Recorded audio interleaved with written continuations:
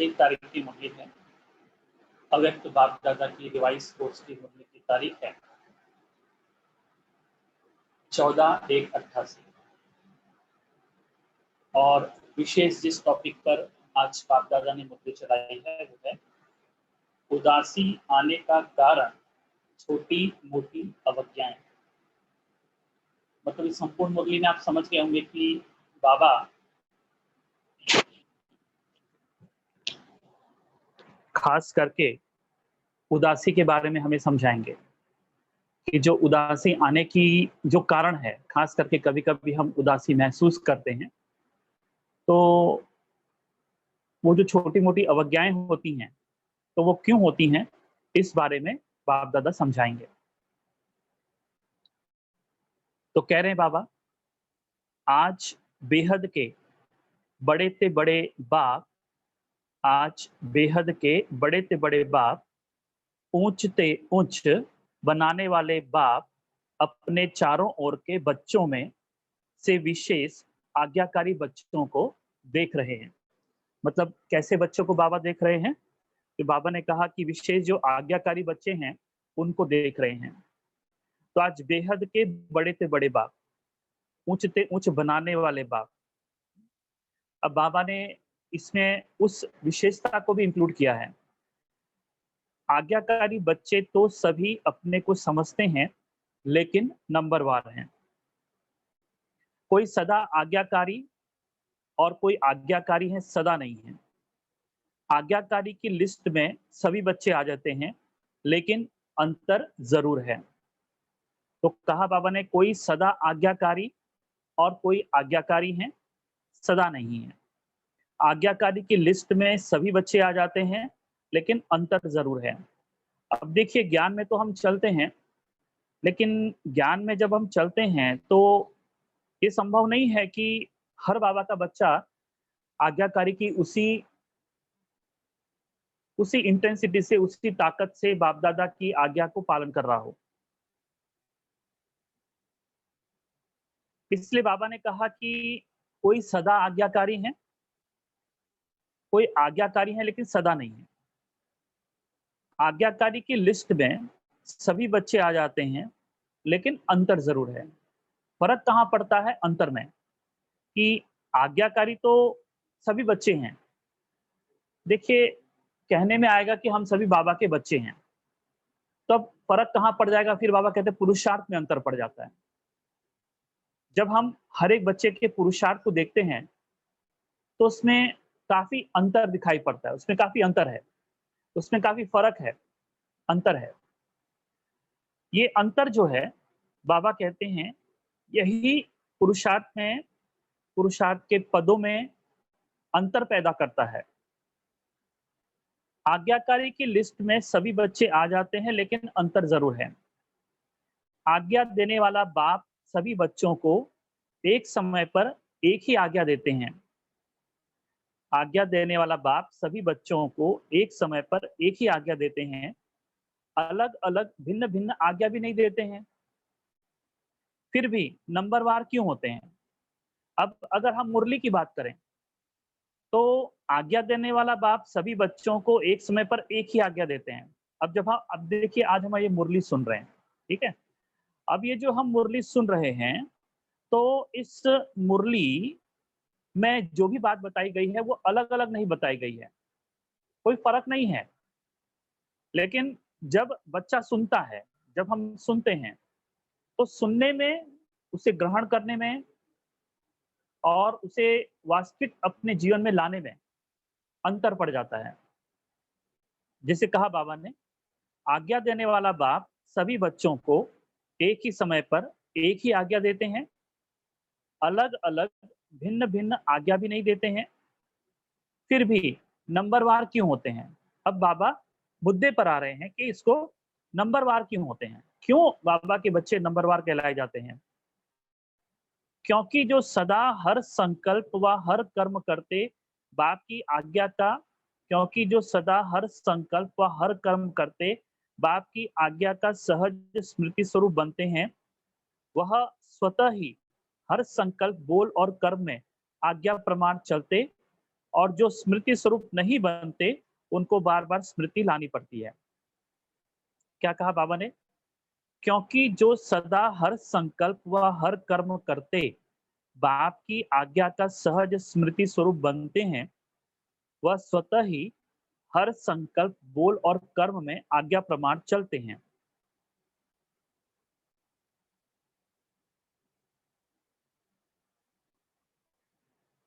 मतलब संकल्प और हर कर्म करते बाप की आज्ञा का सहज स्मृति स्वरूप बनते हैं।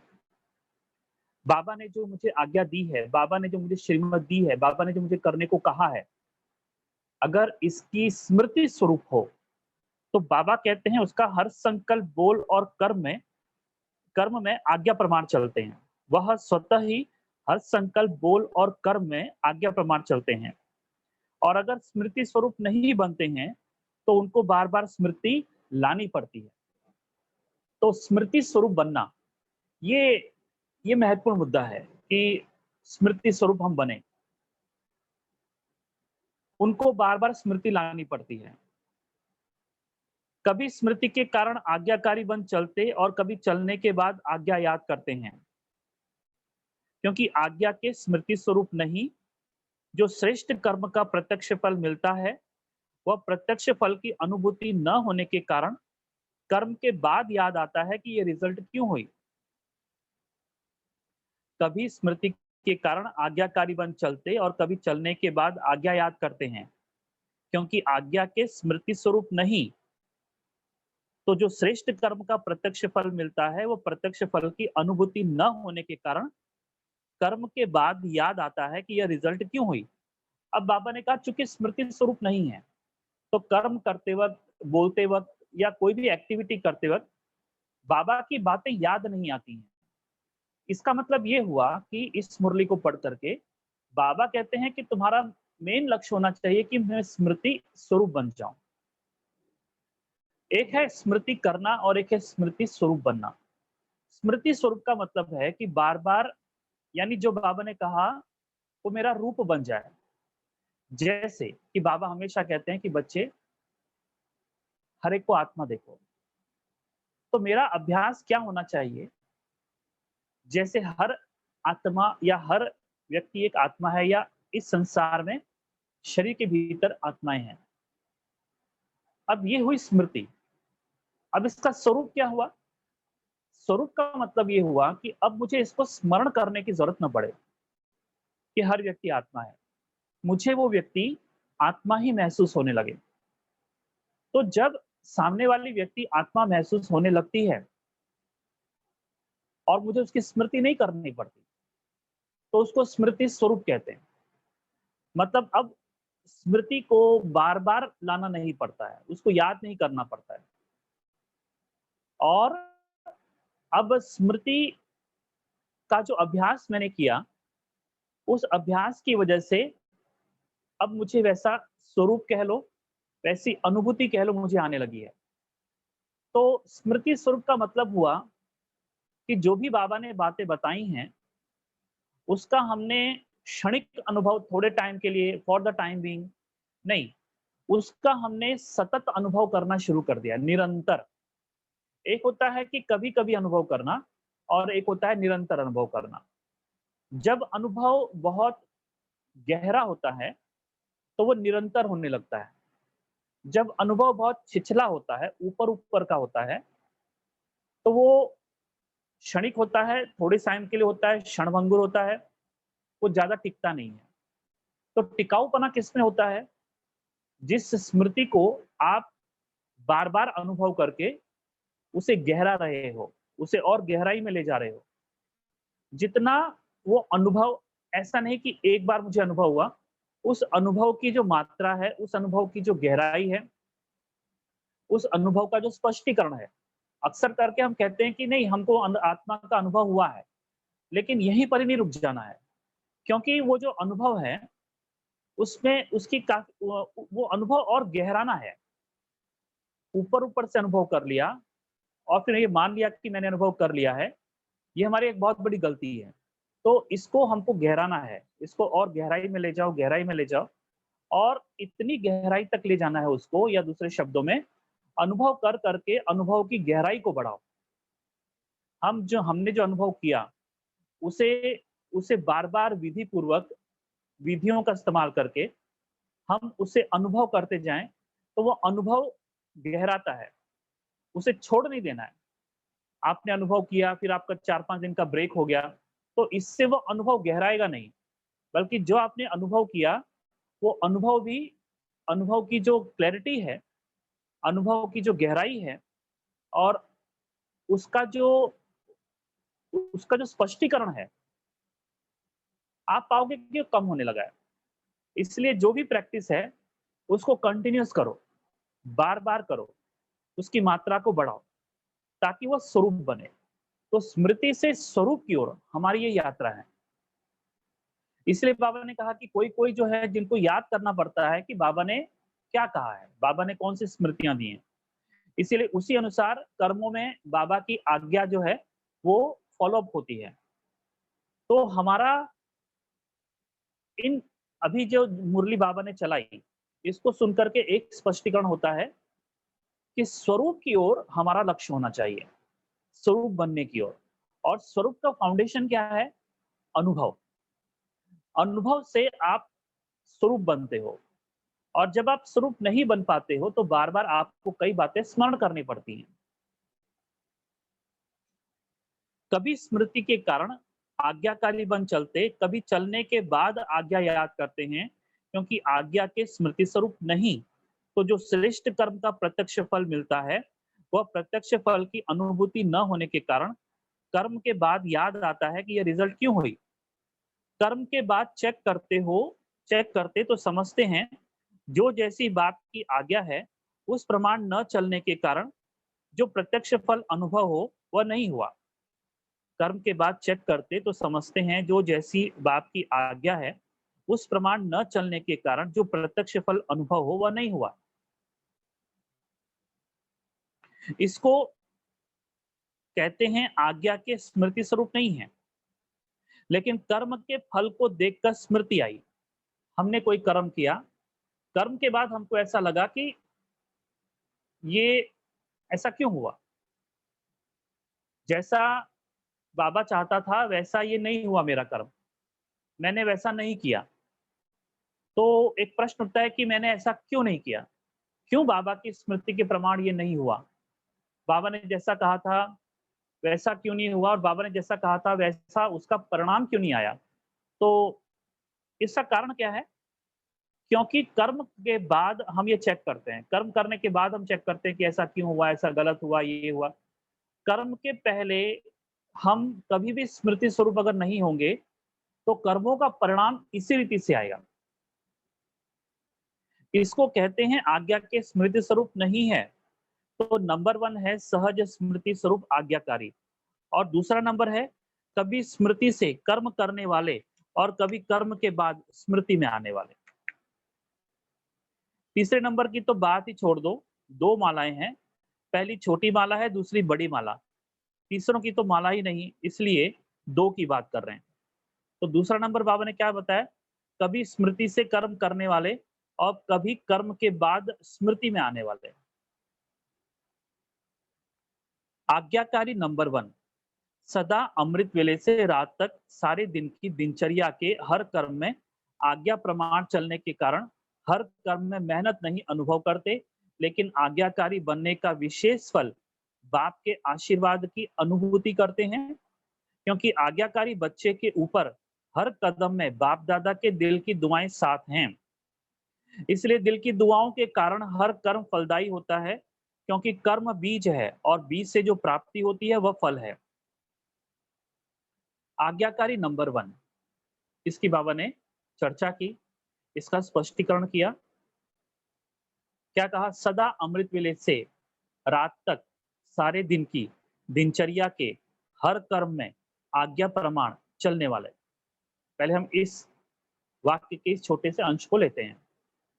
तो क्या कहा बाबा ने? अमृत वेले से लेकर, इसका मतलब ये हुआ जो आज्ञाकारी नंबर 1 है, वो अमृत वेले से लेकर रात सोने तक सारी जो दिनचर्या है, हर कर्म में आज्ञा के प्रमाण चलता है। हर कर्म में आज्ञा के प्रमाण चलता है। तो हर कर्म में मेहनत अनुभव नहीं करता। चूंकि आज्ञा के प्रमाण चलता है, इसलिए मेहनत अनुभव नहीं करता। आज्ञाकारी बनने के विशेष फल बाप की आशीर्वाद की अनुभूति करता है, बाप की मदद की अनुभूति करता है। इसलिए दिल की दुआओं के कारण हर कर्म फलदायी है, क्योंकि कर्म बीज है, बीज से जो प्राप्ति होती है वो फल है। तो हर कर्म कैसे किया उसने? बाप की आज्ञा के प्रमाण, बाप की श्रीमत के प्रमाण। और कब से ये श्रीमत शुरू हुई? बाबा कहते हैं रात सोने तक, अमृत वेले उठने से लेके रात सोने तक, पूरी दिनचर्या में वो बाप की आज्ञा पर मंथन करके कि बाबा ने क्या करने को कहा है। क्योंकि इसको समझने में ही कई कई वर्ष गुजर जाते हैं कि बाबा की श्रीमत क्या कहती है। क्योंकि वो श्रीमत के कई मीनिंग्स आपको मिलते हैं और आपका खुद का एक मीनिंग उसमें आप ऐड कर देते हैं। तो बाबा की श्रीमत, उसको समझना, इसके लिए मुरलियों का अध्ययन मनन चिंतन चाहिए। वो क्लासेस जो हमें कराए जाते हैं उसका श्रवण चाहिए, उसको सुनने की बात होती है। तो भाव ये हुआ कि ये जो बाप की आज्ञा है, ये जो बाप की श्रीमत है, इसको समझने के लिए भी थोड़ा-सा वक़्त चाहिए। और वो श्रीमत मैं सही अर्थ से समझूँ, फिर समझने के बाद उसको इम्प्लीमेंट करना है। या दूसरे शब्दों में, उस आज्ञा को आज मेरी जो स्थिति है, उस स्थिति के अनुसार मुझे आज बाबा ने कहा है कि श्रीमत का पालन करना है। अब जैसे सिंपल सा रीज़न ले लीजिए, सिंपल सा एक श्रीमत ले लीजिए जो बाबा कहते हैं, बच्चे अमृत वेले उठकर मुझे याद करो। अब हर एक बाबा के बच्चे ने सुन लिया। लेकिन जब आप अमृत वेले उठते हैं, तो वो अमृत वेले उठते हैं तो कई प्रॉब्लम शुरू होगी आपको। जब हम बिगिनर्स लेवल में होते हैं, हो सकता है नींद बहुत आती है, हो सकता है मिस हो जाता है, या सिर दर्द बहुत होता है। कई ऐसी समस्याओं से जूझना पड़ता है जिसको हम शारीरिक कहते हैं। तो ये जो शारीरिक समस्याएं हैं, या जो भी अमृत वेले के टाइम पर आपको होता है, तो आपने बाबा की एक आज्ञा का पालन किया और परिणाम स्वरूप आपको ये सारी प्रॉब्लम शुरू हुई। ठीक है? अब फिर आप इस पर मंथन करेंगे कि ऐसा क्यों हुआ? फिर आप सोचेंगे कि ऐसा सिर दर्द क्यों होता है? तो आप अपनी दिनचर्या में कुछ ऐसी आदतें हैं, या आप अपनी दिनचर्या में कुछ श्रीमतों को मिस कर रहे हैं, या उन श्रीमतों का पालन नहीं हो रहा है। तो उसका परिणाम क्या होता है कि ये जो अमृत वेले की श्रीमत है, उसमें आप अपने आप को कमज़ोर पाओगे। मतलब बाबा कह रहे हैं कि अगर बाबा की आज्ञा के प्रमाण आपकी दिनचर्या हुई, तो अमृत वेले में बढ़िया रिज़ल्ट मिलेगा। अमृत वेले में अनुभूति बहुत पावरफुल होगी। अमृत वेले के टाइम पर आपको जो इष्टित परिणाम है, वो आपको प्राप्त होगा। उसका कारण क्या है? आपने सिर्फ अमृत वेले पर फोकस नहीं किया है, आपने पूरी दिनचर्या पर फोकस किया। इसलिए बाबा ने क्या कहा? जिनकी पूरी दिनचर्या अमृत वेले से लेके रात तक बाप की श्रीमत प्रमाण है, बाप की आज्ञा प्रमाण है, तो हर कर्म में बाप की आशीर्वाद मिलेगी और कर्म फलदायी होगा। तो इसका मतलब ये हुआ कि अगर कोई भी कर्म मैं करता हूँ और उसका इष्टित फल मुझे नहीं मिलता, तो आपको उस कर्मों को करते वक़्त की उस अवस्था को चेक करना पड़ेगा कि कर्म करने के पहले, या कर्म करने के पहले क्या मैं स्मृति स्वरूप था? या मेरी पूरी दिनचर्या स्मृति स्वरूप है? अगर नहीं, तो जो कर्म आप कर रहे हैं, दूसरे शब्दों में, उसमें फल नहीं मिलेगा। तो आप सिर्फ अमृत वेले करना है, सिर्फ योग करना है, इस पर ध्यान न दे करके बाप दादा की तमाम जो श्रीमतें हैं, उन पर गौर कीजिए। तो हर श्रीमत का जब आप पालन करने का लक्ष्य रखेंगे,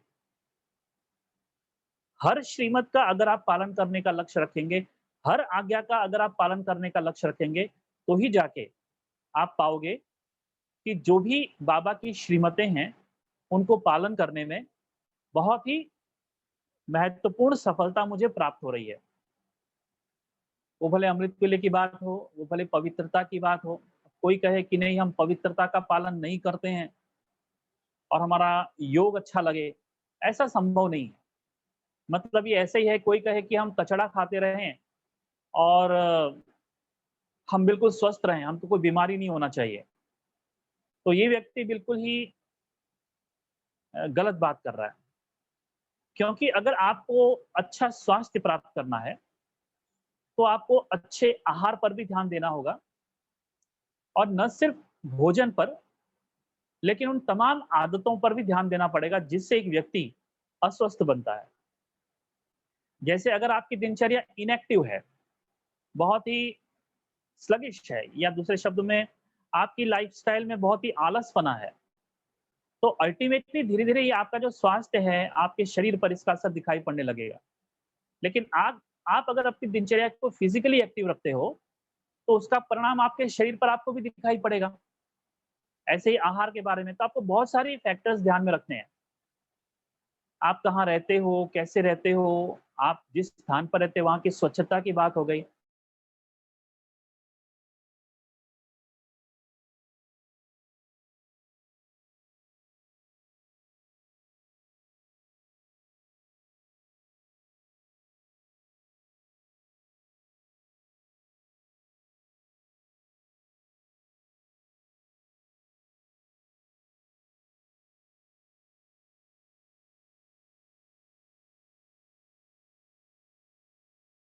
अनु आशीर्वाद की प्राप्ति हो रही है।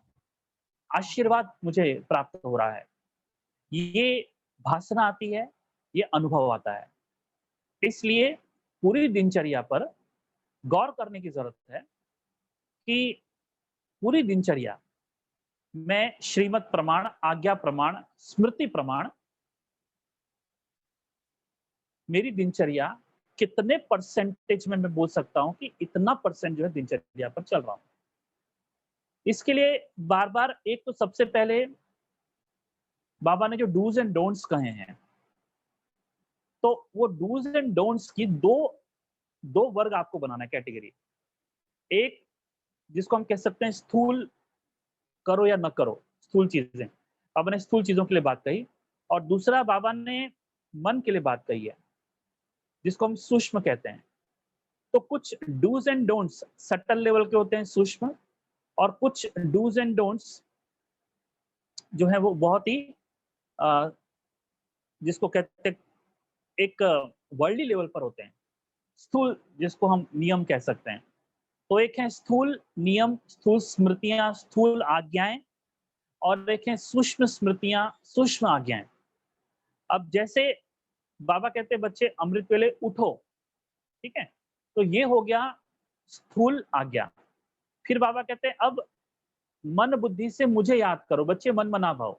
ये हो गई सूक्ष्म आज्ञा। फिर बाबा कहते हैं बच्चे शुद्ध भोजन खाओ, ओके? लहसुन कांदा न खाओ। ये हुई स्थूल आज्ञा। फिर बाबा कहते हैं बच्चे भोजन करते वक़्त तुम मुझे याद करो, तो ये हो गई सूक्ष्म आज्ञा। अब मुझे ये दोनों आज्ञाओं को देखना है, कि इनमें से जो दोनों आज्ञाएँ हैं, वो कितना मैं पालन कर रहा हूँ। अगर इस पर अटेंशन नहीं जाता है, तो पुराने से पुराना बीके भी उदास हो जाएगा, मायूस हो जाएगा, वो डल हेड हो जाएगा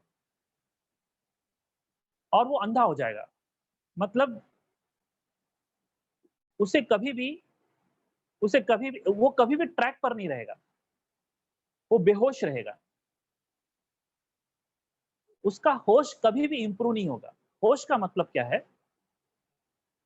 कि जो मैं कर रहा हूँ,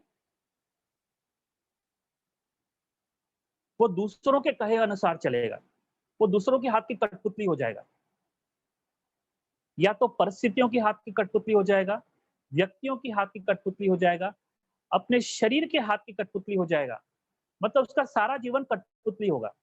वो गुलामी की ज़िंदगी जिएगा। वो एक मालिक की तरह नहीं जी सकेगा। वो एक वो एक वो एक उस फुटबॉल की तरह होगा जिससे कोई भी किक मार रहा है। उसका अपना उसका अपना कोई वजूद नहीं होगा। और इसको लुढ़कता हुआ लोटा भी कहते हैं कई।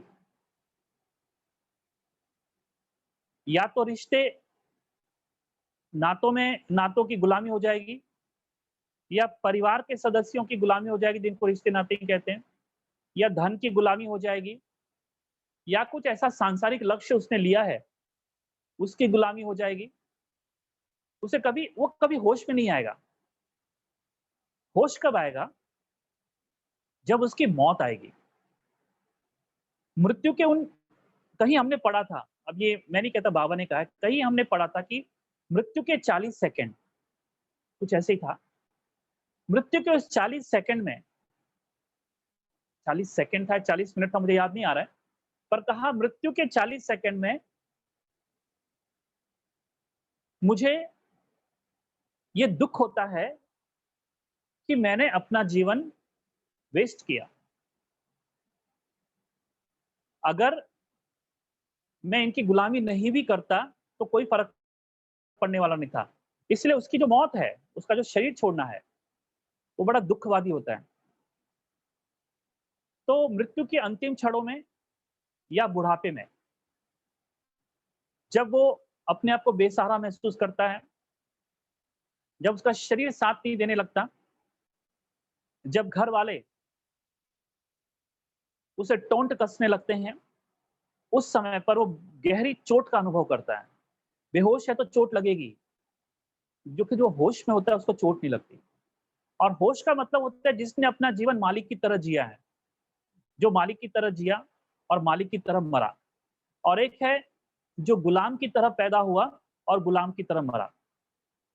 बाबा हमको मालिक की तरह जिंदगी जीना चाहते हैं, मतलब किसी आत्मा का गुलाम हो, न परिस्थितियों का गुलाम हो, न व्यक्तियों का गुलाम हो। कोई निर्णय लूं तो उसके बारे में मेरी खुद की जिम्मेवारी, कोई निर्णय लिया और बहुत बड़ा नुकसान हुआ, मैं जिम्मेवारी खुद ही लूंगा।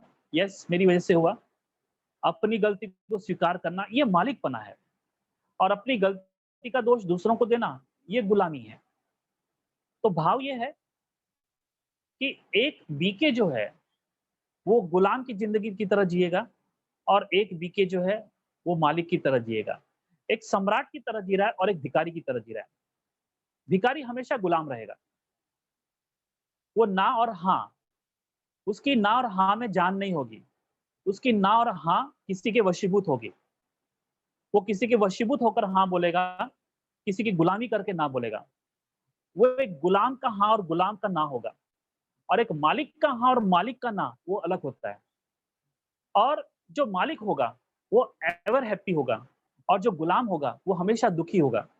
What ever he is doing, वो भले लाख मुरलियां सुन ले, लेकिन उसकी जिंदगी में हर पल, हर क्षण, हर मोमेंट उसे दुख का अनुभव होगा।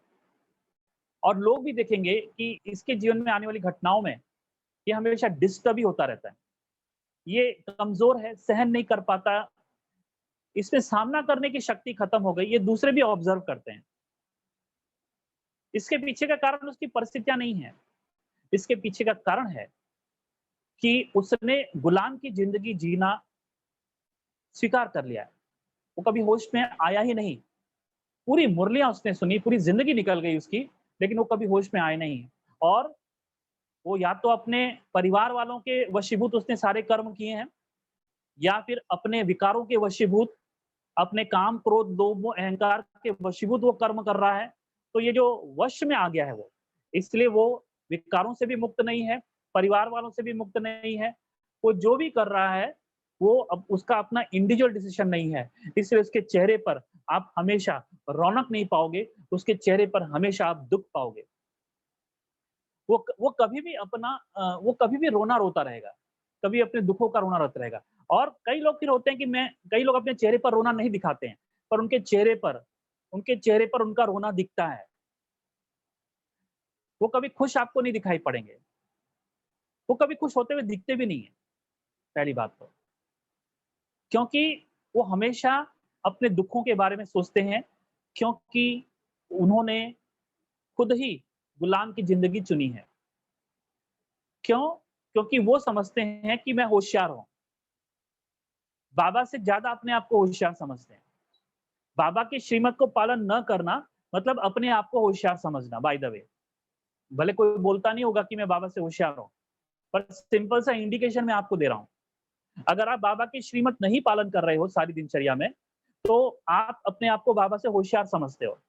आप समझते हो कि यार टू मच स्मार्ट।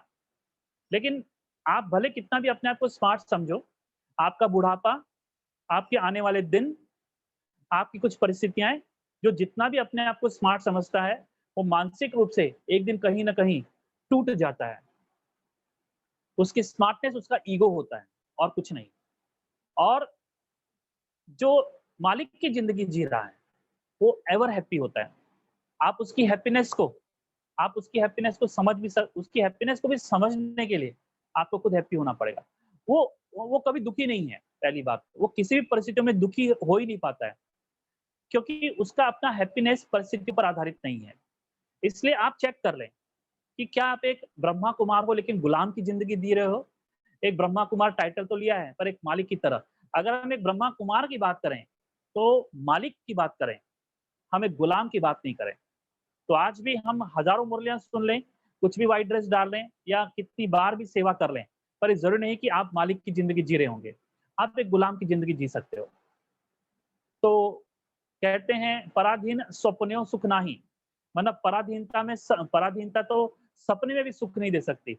सपने में भी आप दुःख का अनुभव करोगे, दुःखवादी स्वप्न हो जाएगा।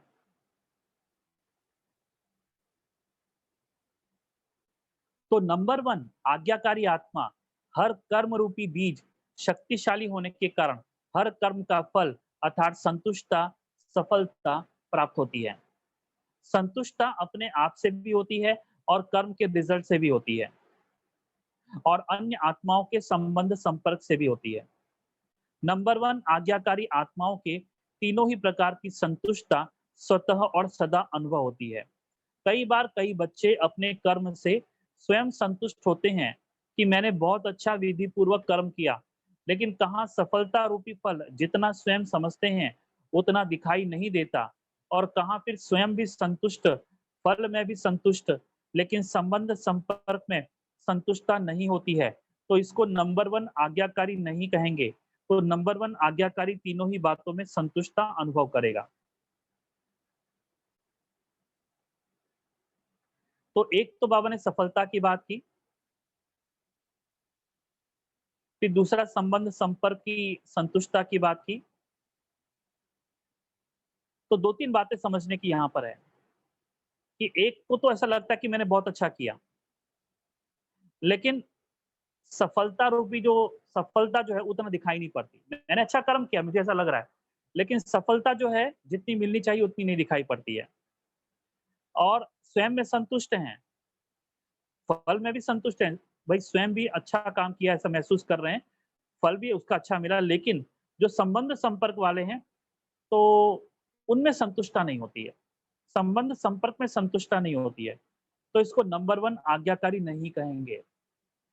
नंबर 1 आज्ञाकारी तीनों ही बातों में संतुष्टता अनुभव करेगा। मतलब संबंध संपर्क, मेरे जो संबंध संपर्क हैं, उनमें भी मैं संतुष्टता का अनुभव करूँगा। उनमें भी मैं संतुष्टता का अनुभव करूँगा। मतलब तीनों ही बातों में स्वयं से संतुष्ट, और जो कर्म किया उसकी सफलता से संतुष्ट, और तीसरा जो मेरे कॉन्टेक्ट में आए, उनसे भी मैं संतुष्ट हूँ। तो ये जो तीनों प्रकार की संतुष्टता है, किसे हासिल होती है, किसे प्राप्त होती है? जो सारे दिन में बाबा के जो आज्ञाकारिता है, बाबा ने जो आज्ञाएँ की हैं, स्थूल और सूक्ष्म, उसका मनन, चिंतन, अध्ययन, पठन, स्वाध्याय ये करता रहता है। कि क्योंकि ये बाबा की मुरलियाँ और बाबा की अव्यक्त वाणियाँ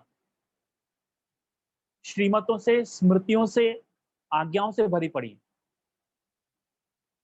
और हम इसी चीज़ को अनदेखा कर रहे हैं। चूँकि गुलामी की ज़िंदगी जी है, तो हम श्रीमत पर चलने में भी असमर्थ हैं, जिसको कमज़ोर आत्मा कहते हैं। कमज़ोर आत्मा वशीभूत आत्मा है। हमने अपने जीवन को सेट ही ऐसा किया है कि दूसरे हम पर राज्य करें। हमने अपने जीवन को सेट ही ऐसा किया है कि गुलामी की ज़िंदगी जिएँ।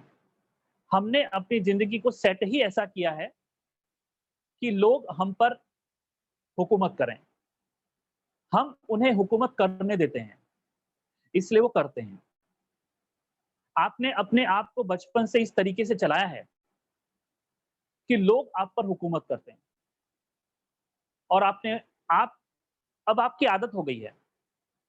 अब आप भी आप पर कोई हुकूमत करे ऐसा चाहते हो, उसमें आप अपना प्रोटेक्शन अनुभव करते हैं।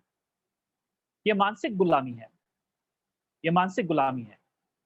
ये अपने पैरों को खुद ही बेड़ियाँ बाँधने जैसा है, अपने आप को दलदल में फँसाने जैसा है और खुद खाई से छलांग मारने जैसा है। तो क्या करें?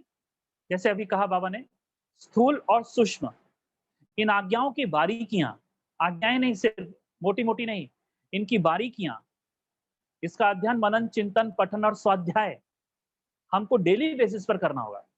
तब हम बाबा की बारीक-बारीक जो आज्ञाएँ हैं, स्थूल और सूक्ष्म, उसके स्पष्टीकरण को, उसकी क्लैरिटी को हम महसूस करेंगे। इसलिए हमारे ग्रंथ हमारी अव्यक्त वाणियाँ हैं। हमारी अव्यक्त वाणी हमारे ग्रंथ हैं। हमारी अव्यक्त वाणियाँ हमारे बाइबल हैं। हमारी अव्यक्त वाणियाँ हमारी कुरान है। ये सब हमारी अव्यक्त वाणियाँ ही हमारा सब कुछ है। और इनका अध्ययन करने की अगर हमें आदत हो, पढ़ने की नहीं कह रहा हूँ, अध्ययन करने की बात कर रहा हूँ।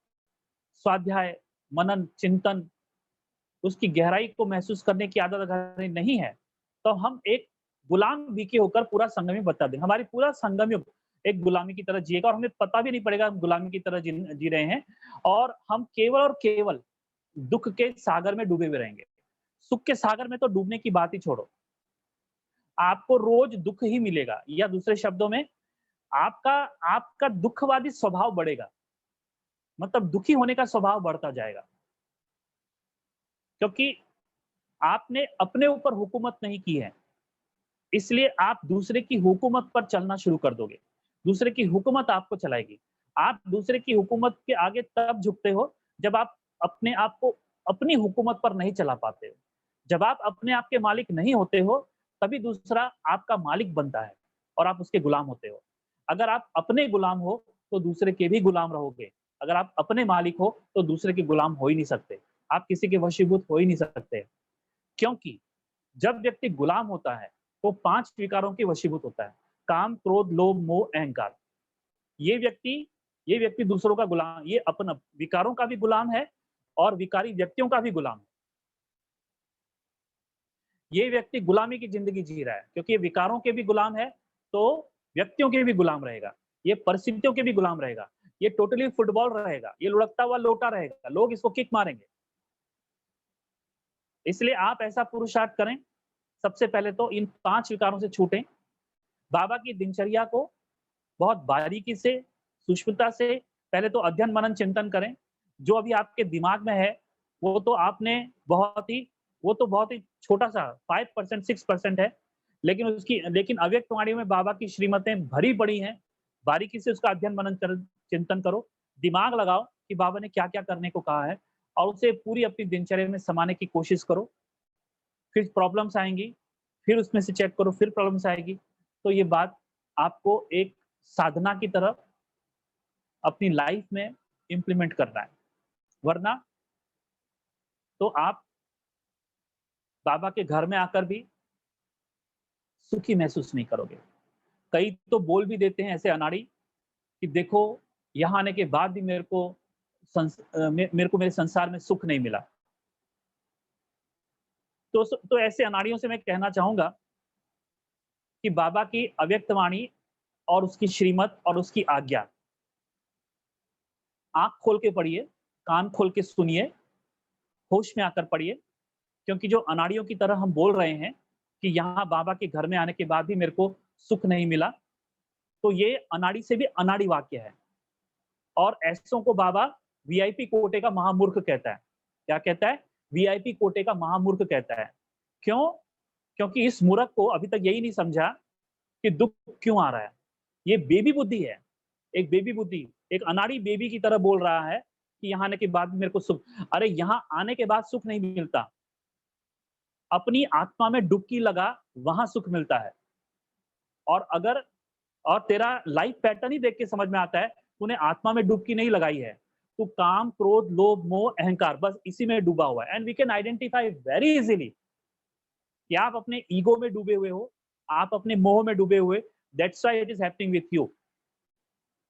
इसलिए कृपा करके बाबा के स्थान को, बाबा को बाबा की मुरली को ये अनाड़ी और महामूर्ख की तरह, वीआईपी कोटे के महामूर्ख की तरह कोई भी स्टेटमेंट नहीं बोलो।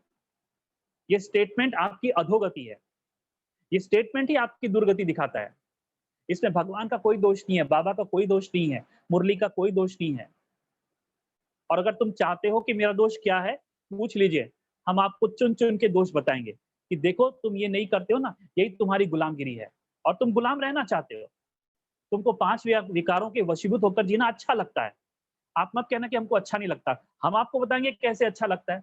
आपकी इच्छाओं में आपका आपका मोह, आपका लोभ, आपका क्रोध, आपका अहंकार, आलस, सब कुछ आपकी इच्छाओं में दिखता है। आप जो करते हो उसमें दिखता है, उसमें दिखता है। आप विकारों के वशीभूत हो तो वी विल प्रूव यू, क्योंकि आपको दिख ही नहीं रहा है। इसलिए बाबा के घर को बदनाम नहीं करें। आज जो बाबा हमको ठोक-ठोक के बात कर रहा है कि बच्चे अपनी दिनचर्या में सुबह उठने से लेके रात सोने तक अपनी दिनचर्या को चेक कर, अपनी दिनचर्या को चेक कर। अपनी दिनचर्या को चेक करेगा तब मालूम पड़ेगा कि तूने तूने अपने जीवन में वो सारे इंतज़ाम करके रखे हैं जिससे तेरा जीवन दुखी होना चालू हो जाए। वो सारे इंतज़ाम करके रखे हैं। वो सारी व्यवस्थाएँ करके रखी हैं तूने। तूने अपने घर को इस तरीके से सेट कर रखा है कि बार-बार तुझे ठोकर लगेगी। तूने अपने घर के सामान को इस तरीके से रखा है कि बार-बार तुझे ठोकर लगेगी।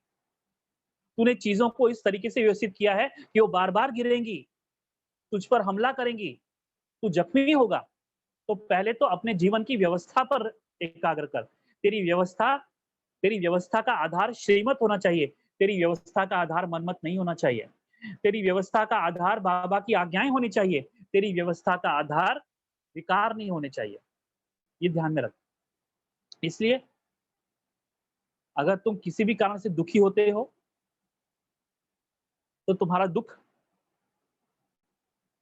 स्पष्ट इंडिकेशन है कि अंदर में कचरा भर भर रहे हो, अभी भी भर रहे हो और उस अंदर के कचरे को भी समाप्त नहीं किया है और अभी भी कचरा भरना चालू है। विष, ज़हर जो भी है। तो सबसे पहले 5 विकारों के वशीभूत नहीं, 5 विकारों के मालिक बनो। और एक बार जब तुम इसके मालिक बन जाते हो, तो आप अपनी लाइफ के मालिक बन सकते हो और कोई तुम्हें अपना गुलाम नहीं बना सकता। अगर विकार तुम्हें गुलाम नहीं बना सकते, तो व्यक्ति कैसे गुलाम बना सकता है? इसकी और क्लैरिटी अगर जाननी हो, जो अभी आपसे कहा गया, तो बाबा की अव्यक्त वाणियों का अध्ययन, मनन, चिंतन, स्वाध्याय, पठन, पाठन कीजिए। यही तरीका है। That is the only way, that is the only way.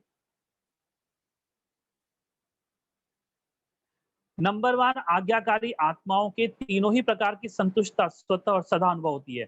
कई बार कई बच्चे अपने कर्म से स्वयं संतुष्ट होते हैं, लेकिन दूसरों से नहीं। वर्तमान समय के प्रमाण कई श्रेष्ठ आज्ञाकारी बच्चों द्वारा कभी-कभी कोई-कोई आत्माएं अपने को असंतुष्ट भी अनुभव करती हैं। आप सोचेंगे ऐसा तो कोई नहीं है जिससे सभी संतुष्ट हो, कोई ना कोई तो असंतुष्ट हो भी जाते हैं, लेकिन वह कई कारण होते हैं। अपने कारणों को न जानने के कारण मिसअंडरस्टैंडिंग, गलतफहमी कर देते हैं। क्या कहा बाबा ने? कोई ना कोई असंतुष्ट तो हो ही जाएँगे। तो बाबा ने कहा अपने कारणों को न जानने के कारण मिसअंडरस्टैंडिंग, गलतफहमी कर देते हैं। ये उनका अपना हो सकता है। कुछ-कुछ बातें ऐसी भी होती हैं। दूसरी बात, अपनी बुद्धि प्रमाण बड़ों से चाहना, इच्छा ज़्यादा रखते हैं और वह इच्छा जब पूर्ण नहीं होती तो असंतुष्ट हो जाते हैं। तो एक असंतुष्टता का बाबा ने क्या कारण बताया कि अपनी बुद्धि प्रमाण बड़ों से कुछ चाहते हैं कि बड़े ऐसा करना चाहिए, बड़ों ने ऐसा करना चाहिए। इच्छा ज़्यादा रखते हैं और वह इच्छा जब पूर्ण नहीं होती तो असंतुष्ट हो जाते हैं। तो कई मामलों में बाबा के बच्चे जो हैं, जिस प्रकार बड़ों से अपेक्षा रखते हैं और ये अपेक्षा रखने की आदत उनकी केवल बड़ों से नहीं है ज्ञान में, लेकिन बचपन से ही वो जितने भी लोग उनको मिलते हैं, उन लोगों से वो अपेक्षा रखते हैं। इसको ऐसा नहीं करना चाहिए, ये अपेक्षा है। इसको और ऐसा नहीं करना चाहिए, ये अपेक्षा व्यक्त करते हुए भी वो दुखी महसूस करते हैं। देखो इतना बोलने के बाद भी इसने नहीं किया। अंदर में आदमी डिस्टर्ब हो रहा है। अगर ऐसा बोलते वक़्त आप डिस्टर्ब हो रहे हो, अगर आपने जैसा चाहा वैसा आपने नहीं किया, आपके आपने आपने आपको जो चाहिए था वो आपको नहीं मिला, बड़ों से या किसी से भी, और आप डिस्टर्ब हो रहे हैं, तो इसका मतलब आप 5 विकारों के गुलाम हैं। आपके अंदर में अभी भी विकार भरे पड़े हैं। आप भले दिन में 4 बार नहा लो, उससे विकार नहीं जाएँगे, लेकिन भीतर के विकार ये 63 जन्मों के हैं, 1 जन्म के नहीं हैं। ये 63 जन्मों के विकारों ने आपकी बुद्धि को इतना मलिन कर दिया है, इतना पलित कर दिया है, कि अब आपको ये भी नहीं सूझ रहा है कि मैं अपनी खुद ही इच्छाओं, मेरी खुद की इच्छाएँ मेरा गर्दन दबोच रही हैं। मेरी खुद की इच्छाएँ मेरे सिर पर सवार होकर मेरे मुझे गुलाम की ज़िंदगी जीने पर मजबूर कर रही हैं। ये आपको दिखाई नहीं दे रहा है, समझ में ही नहीं आ रहा है। और जब ये समझ में नहीं आता, दिखाई नहीं देता, तभी आपका दुःख चालू होता है। तब आप मानसिक रूप से दुखी महसूस करते हो। और आज की तारीख में मैंने देखे हैं बहुत बीके, बहुत सारे हैं जो लॉकडाउन में, मैं हमेशा कहा करता हूँ, अपने आप को मानसिक रूप से दुखी महसूस कर रहे हैं। ये मानसिक रूप से दुःख क्यों महसूस कर रहे हैं? क्योंकि अब क्योंकि अब उनको कोई गुलाम नहीं मिल रहा है, जिस पर वो अपनी मालिकियत सिद्ध कर सकें। और या तो पति या बच्चे या कोई भी हैं, अब उनका नहीं सुन रहे हैं। मतलब उनको उनकी भड़ास क्या थी? उनकी भड़ास ये थी, मुझे याद आता है कि इतिहास में कई एक बार एक ऐसा राजा था, तो वो राजा ने कहा कि अ, उसके बेटे ने कहा कि उसे अब आपको कुछ नहीं करना है, अब आपको महल में रहना है। तो राजा पहले से ही दूसरों पर अनुशासन करने की आदत होती है, उसकी खुशी दूसरों का अनुशासन है, दूसरों का राज्य लूटना है। तो बेटे ने कहा कि तुम्हारी इच्छा क्या है? कहा मेरी एक ही इच्छा है कि मेरे बुढ़ापे में मुझे बहुत सारे बच्चे दे दिए जाएँ और ताकि उन बच्चों पर मैं रौब जमाऊँगा, क्योंकि मेरी रौब जमाने की आदत है। तो मेरी अगर मैं रौब ना जमाऊँ तो मुझे खुशी नहीं होती है। वो रौब जमाने का जो रस है, तो लॉकडाउन में कइयों को रौब जमाने का रस खत्म हो गया। बच्चों ने बगावत कर ली, पति ने बगावत कर ली। वो कहते हैं जा नहीं सुनते तुम्हारा। पत्नी पत्नी नहीं सुनती है। तो अब पहले सुन रही थी, अब ये जो रौब जमाने का रस था वो खत्म हो गया। तब आपको महसूस होना नीरस हो गया। अब आपके लोग कोई सुनते नहीं है, पति आपका सुनता नहीं है, बच्चे आपके सुनते नहीं है, बीवी आपकी नहीं सुनती है, सास आपकी नहीं सुनती है। अब क्या हो गया? अब आपकी लाइफ को आप पाओगे कि पूरी तरह एक नरक बन गया है, नरक का अनुभव कर रहा हूँ। तो ऐसे अज्ञानी बीके, ऐसे बेसमझ बीके न बनो, समझदार बीके बनो और अपने ही अंदर अपने ही कारणों को ढूँढो कि मेरी इच्छा मेरी खुशी का मौत है। मेरी इच्छा मेरी मृत्यु की मेरी मेरी शांति की मौत है। कोई नहीं चाहेगा कि मेरी शांति की मृत्यु हो जाए और इसलिए एक ही काम करो, अपनी इच्छा को मार दो। मार दो मतलब अपनी इच्छा को डिसॉल्व करो और डिसॉल्व कैसे होगी? जब आप बाबा की हर आज्ञा को अपने दिनचर्या में इंक्लूड करते जाते हो। तो कैसे समझ में आएगा? इसकी कोई लिस्ट हम देने वाले नहीं हैं। लेकिन आप स्वयं अव्यक्त वाणियों को उठा करके मनन चिंतन कीजिए, अध्ययन कीजिए, स्वाध्याय कीजिए।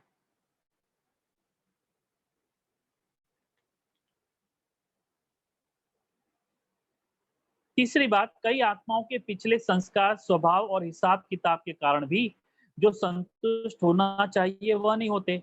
इस कारण नंबर 1 आज्ञाकारी आत्मा व श्रेष्ठ आत्माओं द्वारा संतुष्टता न मिलने के कारण होता नहीं है, लेकिन अपने कारणों से असंतुष्ट रह जाते हैं। इसलिए कहाँ-कहाँ दिखाई देता है कि हर एक से कोई असंतुष्ट है, लेकिन उसमें भी मेजॉरिटी 95% के करीब संतुष्ट होंगे, 5% असंतुष्ट दिखाई देते हैं। मतलब आप देखोगे कि जो 90 रेशियो बाबा ने बताया 95 एंड 5, 5% वो लोग होंगे जो अपनी वजह से आपसे असंतुष्ट हैं, लेकिन 95% वो लोग होंगे जो जो संतुष्ट हैं आपसे, आपके कार्य से, आपके इससे। तो चेक करो कि कि मेजॉरिटी मेरे से संतुष्ट हो, लेकिन उसमें से माइनॉरिटी जो होंगे, कुछ 5% वो आपसे असंतुष्ट होंगे, क्योंकि ये उनके अपने खुद के कारण हैं। ये उनके अपने खुद के कारण हैं जिसकी वजह से वो असंतुष्ट हैं। तो नंबर 1 आज्ञाकारी बच्चे मेजॉरिटी तीनों ही रूप से संतुष्ट अनुभव करेंगे। सदा आज्ञा प्रमाण श्रेष्ठ कर्म होने के कारण हर कर्म करने के बाद संतुष्ट होने के कारण कर्म बार-बार बुद्धि को मन को विचलित नहीं करेगा कि ठीक किया है और नहीं किया। सेकंड नंबर वाले को कर्म करने के बाद कई बार मन में संकल्प चलता है कि पता नहीं ठीक किया है व नहीं किया। मतलब मैंने ठीक किया या नहीं किया, ये भी कंफ्यूजन किसके दिमाग में रहेगा? जो असंतुष्ट है। संतुष्ट आत्मा को ये कंफ्यूजन नहीं रहता, इज डेट श्योर कि मैंने जो किया है बिल्कुल ठीक किया है। नंबर वन, आत्मा हर कर्म में बाप दादा द्वारा विशेष आशीर्वाद की प्राप्ति के कारण हर कर्म करते आशीर्वाद के फलस्वरूप सदा ही आंतरिक विल पावर अनुभव करेगी, सदा अतीन्द्रिय सुख का अनुभव करेगी, सदा अपने को भरपूर अर्थात संपन्न अनुभव करेगी। कभी कभी कई बच्चे बाप के आगे अपने दिल का हालचाल सुनाते हैं। क्या कहते हैं? ना मालूम क्यों आज अपने को खाली खाली समझते हैं। कोई बात भी नहीं हुई, लेकिन संपन्नता व सुख की अनुभूति नहीं हो रही है। कई बार उस समय कोई उल्टा कार्य व या कोई छोटी मोटी भूल नहीं होती है, लेकिन चलते चलते अनजान व अलबेलेपन में समय प्रति समय आज्ञा के प्रमाण काम नहीं करते हैं। देखो फिर बाबा ने रीजन बताया। कभी कभी बच्चे अपने आप को खाली खाली सा महसूस करते हैं और ऐसा लगता है ऐसा कुछ हुआ भी नहीं, लेकिन एक मायूसी सी, एक उदासी सी, एक खालीपन सा, और अनुभूति भी नहीं हो रही खुशी की। तो इस पर बाबा ने कहा,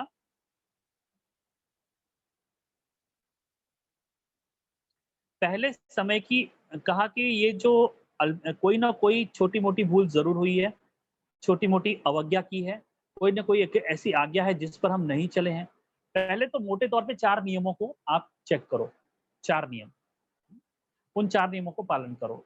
अगर वो 4 नियम ठीक से पालन नहीं है, तो आपका मायूस होना संभव है।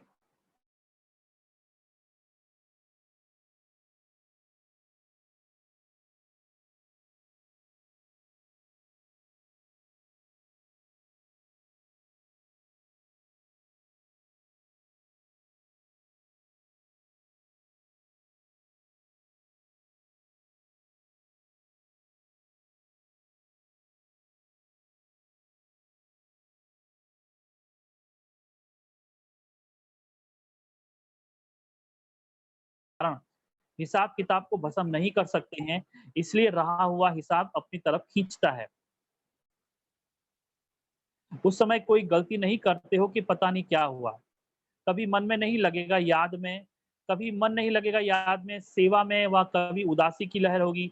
एक होता है कि ज्ञान के द्वारा शांति का अनुभव, दूसरा होता है बिना खुशी बिना आनंद के सन्नाटे की शांति। वह बिना रस के शांति होती है। सिर्फ दिल करेगा कहाँ अकेले में चले जाएं, बैठ जाएं।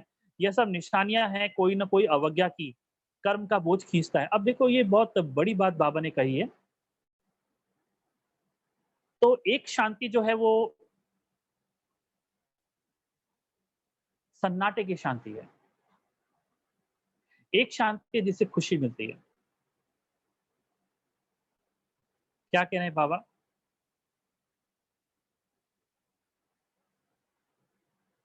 इस जन्म का, पिछले जन्म का हिसाब किताब होता है। लगन की अग्नि के द्वारा उसको भस्म नहीं किया, तो भी आपको शांति में खुशी महसूस नहीं होगी। शांति मतलब सन्नाटे वाली शांति। जैसे दिल करेगा कहाँ अकेले में चले जाएं, बैठ जाएं। तो ये जो आपको हो रहा है, अकेले में चले जाएं, आइसोलेट हो जाएं, ये भीड़ से निकल जाएं, इस माहौल से निकल जाएं, इस टाइप की जो आइसोलेट होकर के शांति आपको मिलती है, ये खुशी नहीं देगी आपको कभी।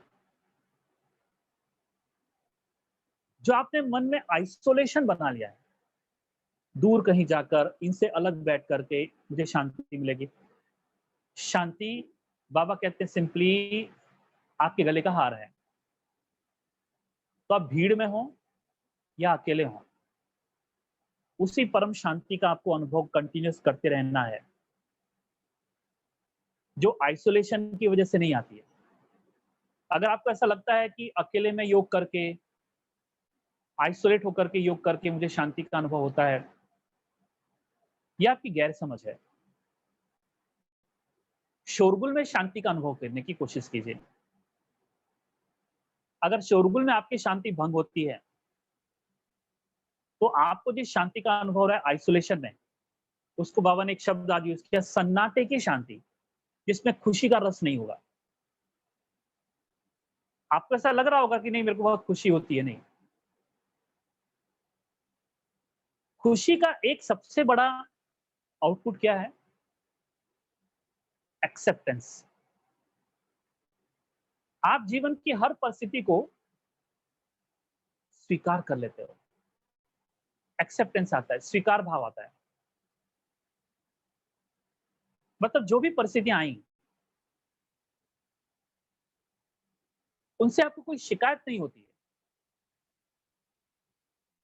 शिकायत इन सेंस, जो भी परिस्थितियां आई, उनमें आप हिलते नहीं हो, मानसिक रूप से डिस्टर्ब नहीं होते हो।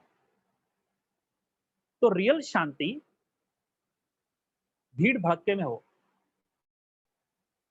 अगर भीड़ में लोगों के बीच इंटरेक्ट करते हुए आप शांति का अनुभव नहीं करते हो, तो आपकी आइसोलेटेड शांति जो है, वो सिर्फ एक आपका वहम है, शांति नहीं है। क्योंकि आइसोलेटेड शांति में आपको शांति की अनुभूति का भ्रम होने की गुंजाइश ज्यादा हो सकती है। और अगर आपको लगता है कि मेरे को नहीं नहीं नहीं, मेरे को कॉन्फिडेंट है कि मेरे को शांति है, तो आप इंटरेक्टिव फेज में आ जाओ, लोगों से इंटरेक्ट करो, भीड़ भड़के में जाओ, जहां बहुत बहिर्मुखी वातावरण है वहां बैठो, जहां लोग उल्टी सुल्टी बातें कर रहे हैं वहां बैठो, और चेक करो अपने आप को, शांति का अनुभव हो रहा है या उनकी बातें सुन करके दिमाग खराब हो रहा है। और अगर उनकी बातें सुन के आपका दिमाग खराब हो रहा है, तो आपकी जो आइसोलेटेड शांति है वो एक भ्रम था। और जल्दी से जल्दी ये जो आइसोलेट होकर के शांति का अनुभव करने की जो आपकी टेंडेंसी है, इस टेंडेंसी को ड्रॉप करो, इसको डिसॉल्व करो। और अगर मौका मिले, ऐसी जगहों पर जाकर सेवा करो, जहां योग करो जहां पर शोरगुल ज्यादा हो, बड़बड़ ज्यादा हो, या ऐसे प्रसंग जब आपकी लाइफ में आते हैं, उस प्रसंग में शांति शांति की अनुभूति, इंटरैक्ट करते वक्त शांति की अनुभूति करने की कोशिश करो, तो आप रियल शांति की खोज में निकल पड़ेंगे। ये हमारी खोज है कि जब बहुत सारे लोग इंटरैक्ट कर रहे हैं और मैं भी इंटरैक्ट कर रहा हूं, लेकिन I am at ease, I am at peace, मैं बहुत पीसफुल अनुभव कर रहा हूँ, इंटरैक्ट करते वक्त भी पीसफुल अनुभव कर रहा हूँ, I am not getting agitated. या जो भी इंटरेक्शन कर रहा हूं या जो भी एक्शन ले रहा हूं, तो वो एक्शन लेते हुए भी the peaceful inaction is inside. वो एक्शन बाहर है, एक्टिविटी बाहर है, इनएक्टिविटी अंदर है, सक्रियता बाहर है, निष्क्रियता अंदर है। तो निष्क्रियता एंड सक्रियता, एक्टिव एंड इनएक्टिवनेस, एक्टिवनेस एंड इनएक्टिवनेस, ये दोनों चीजों का बैलेंस होना चाहिए। You should be always inactive, you should be always increase. Who should be? The soul consciousness, the self consciousness, self in a sense soul. जब आप सोल कॉन्शियसनेस को hold करने लगते हैं, यू रिमेन निष्क्रिय inside, you remain peaceful inside and very active outside. हमने ब्रह्मा बाबा को 24 घंटे एक्टिव देखा, इन अ सेंस भले सोते थे वो, लेकिन कितना ना घंटे वो एक्टिव रहते थे, लेकिन भीतर में बाबा हमेशा पीसफुल, लव विद गॉड, बाबा को याद करते, बाबा की याद। ये जो सूक्ष्म आज्ञाएं हैं, सूक्ष्म धारणाएं हैं, सूक्ष्म स्मृतियां हैं, उनका पालन अंदर ही अंदर बाबा कर रहे होते थे। इसलिए बाबा को बच्चों ने बाहर में एक्टिव भी देखा, लेकिन एट द सेम टाइम बाबा को बच्चों ने भीतर में इनएक्टिव भी देखा। भीतर में इनएक्टिव हैं, मतलब पीसफुल हैं, एट ईज हैं, लवफुल हैं, इसको मैं इनएक्टिव कहता हूँ। What is your inactive phase? निष्क्रिय phase, always feeling love, always feeling blissful, always feeling powerful, always feeling loveful. This is known as निष्क्रियता, निर्विकारिता, इनएक्टिविटी। तो एक होता है कि ज्ञान के द्वारा शांति का अनुभव, दूसरा होता है बिना खुशी बिना आनंद के सन्नाटे की शांति। वह बिना रस के शांति होती है। सिर्फ दिल करेगा अकेले में, कहाँ अकेले चले जाएं, बैठ जाएं। ये सब निशानियां हैं कोई ना कोई अवज्ञा की, कर्म का बोझ खींचता है। तो अवज्ञा एक होती है पाप कर्म करना, व कोई बड़ी भूल करना। दूसरी छोटी छोटी अवज्ञाएं भी होती हैं, जैसे बाप की आज्ञा है अमृत वेले विधि पूर्वक शक्तिशाली याद में रहो। तो अमृत वेले अगर इस आज्ञा प्रमाण नहीं चलते तो उसको क्या कहेंगे? आज्ञाकारी व अवज्ञा। तो हर कर्म कर्म योगी बन करके करो, निमित्त भाव से करो, निर्माण करके करो, यह आज्ञाएं हैं। ऐसे तो बहुत बड़ी लिस्ट है। देखो सुना बाबा ने क्या कहा, ऐसे बहुत बड़ी लिस्ट है, लेकिन दृष्टांत की रीति से सुना रहे हैं। तो बाबा ने जैसे सैंपल्स दिए, क्या कौन कौन से सैंपल हैं? हर कर्म योगी बन करके करो, निमित्त भाव से करो, निर्माण करके करो, अमृत वेले विधि पूर्वक शक्तिशाली याद में रहो। अब देख रहे हैं बाबा ने डूज एंड डोंट्स की बात की है। जैसे जैसे अभी एक जो बाबा ने कहा अमृत वेले विधि पूर्वक शक्तिशाली याद में रहो, तो अमृत वेले विधि पूर्वक, तो अमृत वेले उठे, अब शक्तिशाली याद, ये सूक्ष्म आज्ञाएं हो गई। इन सब आज्ञाओं में से कोई भी आज्ञा विधि पूर्वक पालन नहीं करते तो इसको कहते हैं छोटी मोटी अवज्ञाएं। यह खाता अगर जमा होता रहता है तो जरूर अपनी तरफ खींचेगा ना। इसलिए कहते हैं कि जितना होना चाहिए उतना नहीं होता। जब पूछते हैं ठीक चल रहे हो तो सब कहेंगे हाँ, और जब कहते हैं जितना होना चाहिए उतना है तो फिर सोचते हैं। इतने इशारे मिलते, नॉलेजफुल होते, फिर भी जितना होना चाहिए उतना नहीं होता। कारण पिछला व वर्तमान बोझ डबल लाइट बनने नहीं देता है। तो कभी डबल लाइट बन जाते, कभी बोझ नीचे ले आता। सदा अतीन्द्रिय सुख व खुशी संपन्न शांत स्थिति का अनुभव नहीं करते। बाप दादा के आज्ञाकारी बनने की विशेष आशीर्वाद की लिफ्ट के प्राप्ति की अनुभूति नहीं होती। इसलिए किस समय सहज, किस समय मेहनत लगती है, नंबर 1 आज्ञाकारी की विशेषताएं स्पष्ट सुनी। बाकी नंबर 2 कौन हुआ? जिनमें इन विशेषताओं की कमी है, वह नंबर 2 है। और दूसरे नंबर माला के हो गए। तो पहली माला में आना है ना, मुश्किल कुछ भी नहीं। हर कदम की आज्ञा स्पष्ट है, उसी प्रमाण चलना हुआ या मुश्किल हुआ, तो आज्ञा ही बाप के कदम हैं। तो कदम पर कदम रखना तो सहज हुआ ना। वैसे भी सभी सच्ची सीताएं हो, सजनियां हो, तो सजनियां कदम पर कदम रखती हैं, यह विधि है ना। तो मुश्किल क्या हुआ? बच्चे के नाते से भी देखो, बच्चे बच्चे देखो, बच्चे अर्थात जो बाप के फुटस्टेप पदम चिन्ह पर चलते हैं। अब देखो बाबा ने क्या क्लैरिटी की, बाबा बच्चा किसको कहता है? जो बाप के फुटस्टेप्स पर चलता है, कदमों पर चलता है। तो चेक करो और चेंज करो। अच्छा, चारों ओर के सर्व आज्ञाकारी श्रेष्ठ आत्माओं को सदा बाप द्वारा प्राप्त हुई आशीर्वाद की अनुभूति करने वाली विशेष आत्माओं को सदा हर कर्म में संतुष्टा सफलता अनुभव करने वाली महान आत्मा को सदा कदम पर कदम रखने वाले आज्ञाकारी बच्चों को बाप दादा का याद प्यार और नमस्ते। वरदान है आज का। थकी व तड़पती हुई आत्माओं को सिद्धि देने वाले, थकी व तड़पती हुई आत्माओं को सिद्धि देने वाले खुदाई खिदमतगार भव।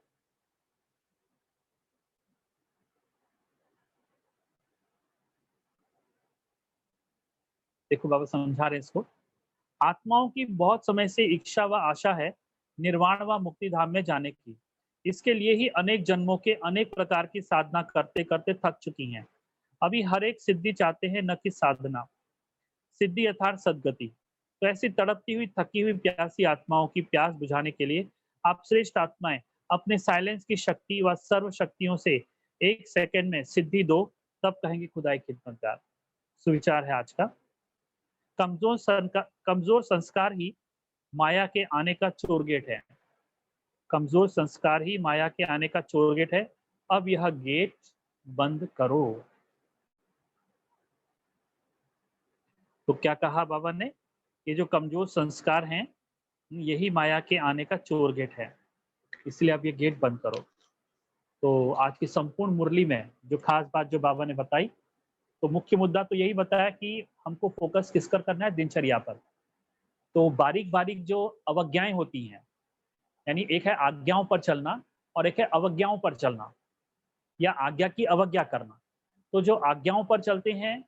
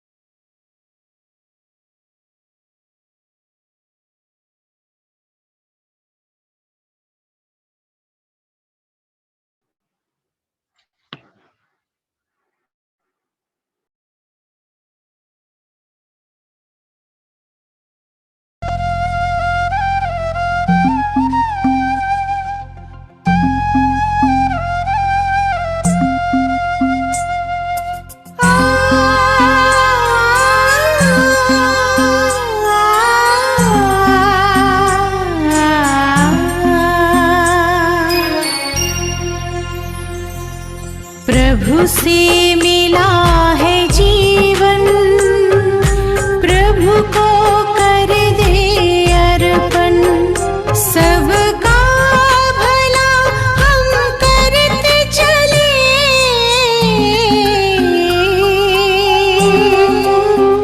सबका भला हम करते चले, हर्षित हो धरा गगन।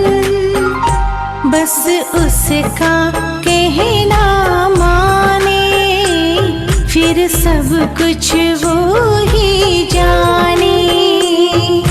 प्रभु से मिला